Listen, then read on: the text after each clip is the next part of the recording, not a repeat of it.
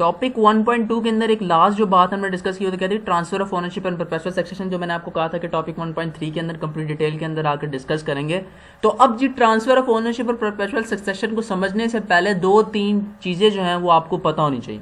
पहली चीज़ क्या है कि आप जो हैं वो किसी भी चीज़ के मालिक हैं, तो कल को वो जायदाद, वो चीज़ किसको ट्रांसफ़र हो जाएगी, आपके बच्चों को ट्रांसफ़र हो जाएगी, आपके रिलेटिव्स को ट्रांसफ़र हो जाएगी। जैसे इस्लाम के अंदर भी तमाम चीज़ें जो है डिस्कस की हुई हैं कि अगर जो है फादर की डेथ हो जाएगी तो तब भी विरासत की जाएगी, उसकी बीवी को कितना दिया जाएगा, उसके बच्चों को कितना दिया जाएगा। इसी तरह जब आप मर जाएंगे या आप किसी को गिफ्ट देना चाहते हैं या आप अपनी विरासत को डिवाइड करना चाहते हैं तो उसका क्या क्राइटेरिया। तो लॉ कहता है कि जी आप लॉ क्या डिफाइन करना चाह रहा है, वो ये कहना चाह रहा है कि आप शेयर भी ट्रांसफ़र कर सकते हैं, शेयर भी किसी को दे सकते हैं, शेयर भी जो है वो बाप से बेटे, बेटे से उसके बेटे, इस तरह जो है वो ट्रांसफ़र होते जा सकते हैं। तो इसी डिस्कशन को लेकर चलेंगे। अच्छा, उसके साथ एक और चीज़ जो आपने समझनी है वो क्या है कि जी एक कंपनी वजूद के अंदर आई, एक कंपनी स्टैब्लिश हुई।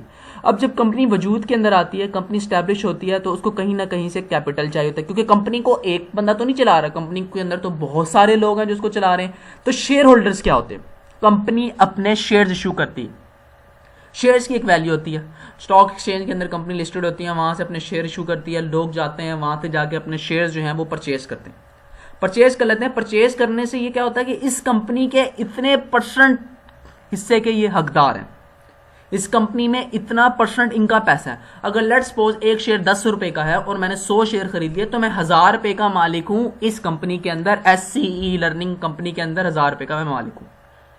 अगर मैं ज्यादा शेयर्स खरीद लेता हूं तो मैं ज्यादा मालिक हो जाऊंगा। इसी तरह जिस बंदे के ज्यादा शेयर होंगे उसका राइट भी ज्यादा होगा, उसका कंट्रोल भी कंपनी के ऊपर ज्यादा होगा। क्योंकि कंपनी में कोई भी चीज अगर आपने अप्रूव करवानी है, कुछ भी सिस्टम लेकर चलना है, कंपनी में कोई भी नई चीज लेकर आनी है, जो कि आगे हम कंप्लीट डिस्कस करेंगे मेमोरेंडम के अंदर जाके कि नाम चेंज करना है, चीजें चेंज करनी है, तो जनरल मीटिंग क्या होती है, स्पेशल मीटिंग क्या होती है, ये तमाम चीजें आगे जाके कंप्लीट डिटेल में डिस्कस करेंगे। तो यहाँ पे सिर्फ ओवरव्यू लेना चाह रहे हैं, ये बार बार इतनी दफा जो है ये चीजें डिस्कस होंगी कि आपके माइंड में ऑटोमेटिकली खुद ही बैठ जाएंगी। तो अब शेयर होल्डर्स क्या होते हैं, तो शेयर होल्डर्स जो हैं वो अपने शेयर्स क्या कर लेते हैं, कलेक्ट कर लेते हैं, कंपनी से शेयर्स परचेज कर लेते हैं, तो वो शेयर होल्डर बन जाते हैं, जिसको एक सेंस में कहा जा सकता है कि मेंबर है। मेंबर्स को आप शेयर होल्डर भी कह सकते हैं, लेकिन लेटर ऑन आगे जाके कंप्लीट डिटेल में डिस्कस करेंगे कि क्या जो मेंबर्स हैं वो हर मेंबर्स के पास शेयर होल्डर होते हैं या नहीं होते, तो वो उन सारी चीज़ों को आगे जाकर डिस्कस करेंगे। तो मेंबर्स ऐसे आप शेयर होल्डर्स को क्या कह सकते हैं, मेंबर्स कह सकते हैं। तो शेयर्स कैपिटल जब मार्केट के अंदर आया, उसने अपने शेयर बेचे किसी कंपनी ने, तो लोगों ने शेयर परचेज कर लिए, तो वो क्या बन गए, शेयर होल्डर्स बन गए, या अदर लफ्जों में उस कंपनी के मेंबर्स बन गए हैं। अब कंपनी के मेंबर्स तो बन गए, कंपनी के शेयर्स तो ले लिए हैं हमने। अब वो जो शेयर्स हमने लिए हैं और हम जो ऑनर बने, क्या वो हम ट्रांसफर कर सकते हैं, क्या हम किसी को सेल कर सकते हैं, क्या हम किसी को गिफ्ट दे सकते हैं? जी हाँ, आप किसी को सेल कर सकते हैं, किसी को गिफ्ट दे सकते हैं। तो क्या किसी को सेल करने के लिए, किसी को गिफ्ट लेने के लिए हमें कंपनी से या कंपनी के दूसरे शेयर होल्डर से या ऑनर से अप्रूवल लेना पड़ेगा? हरगिज नहीं, आपको हरगिज अप्रूवल नहीं लेना। आप अपने शेयर सेल भी कर सकते हैं, अपने शेयर गिफ्ट भी कर सकते हैं, इनहेरिटेंस भी दे सकते हैं, लेकिन आपको किसी की भी अप्रूवल की जरूरत नहीं है। ठीक है, तो आप अपने शेयर्स आराम से ट्रांसफर कर सकते हैं। तो पहली चीज क्या पता चली कि जी ट्रांसफर ऑफ शेयर्स में हम अपनी ट्रांसफर शेयर्स कर सकते हैं। अच्छा, जब शेयर ट्रांसफर करेंगे तो क्या उन शेयर की ऑनरशिप भी ट्रांसफर हो जाएगी? क्यों? क्योंकि कंपनी से जब आप शेयर लेते हैं तो कुछ शेयर ऐसे भी होते हैं जिनके ऊपर आपको डिविडेंड भी मिल रहा होता है, यानी कि एक फिक्स डेट के बाद जाके कंपनी आपको डिविडेंड भी दे रही होती है अपने शेयर होल्डर्स को। ठीक है, तो कुछ जो डिविडेंड होता है, अब आपने शेयर्स बेच दिए, तो जो नया ऑनर है क्या उसको डिविडेंड मिलेगा? तो जी हाँ, उसको डिविडेंड मिलेगा। अब एक एग्जांपल से समझ लेते हैं आसान लफ्जों में।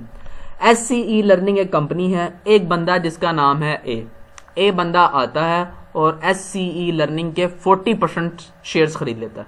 60% बकाया लोगों ने खरीदे हैं और इस बंदे ने 40% शेयर खरीद लिए SCE लर्निंग के। तो SCE लर्निंग अब कितने % का मालिक हो गया? 40% का मालिक हो गया। अब ये चाहता है कि इन शेयर्स को ट्रांसफर कर दे 20% अपनी बीवी को। तो वो क्या करेगा, 20% जब अपनी बीवी को देगा तो 20% मालिक कौन होगी? इसकी बीवी, और 20% मालिक कौन हो गया? Mister A. अब मिस्टर ए को पहले मिल रहा था 40% के ऊपर डिविडेंड, अब मिस्टर ए को डिविडेंड मिलेगा 20% पे और 20% डिविडेंड पे मिलेगा मिस्टर ए की वाइफ को।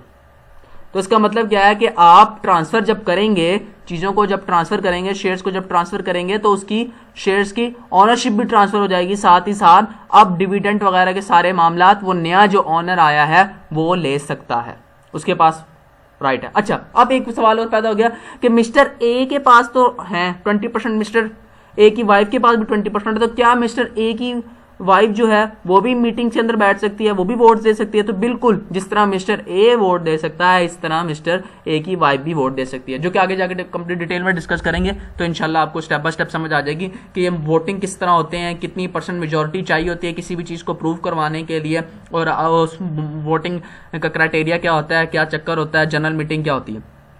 बेसिकली शेयर होल्डर्स कहाँ होते हैं? जनरल मीटिंग्स के अंदर जाकर अपने जो है वो वोट्स देते हैं। तो यहाँ पे शेयर ट्रांसफर के अंदर भी उसने इसी चीज को बताना चाहा है कि जब न्यू ऑनर आ जाएगा तो न्यू ऑनर डिविडेंड भी ले सकता है, न्यू ऑनर जो है वो कंपनी के मीटिंग्स भी अटेंड कर सकता है, जनरल मीटिंग्स के अंदर जो है वो वोट्स भी दे सकता है। तो ये सारे काम वो कर सकता है, यानी कि मिस्टर ए की वाइफ ये तमाम काम कर सकती है और मिस्टर ए अपने जो है शेयर्स ट्रांसफर कर सकता है।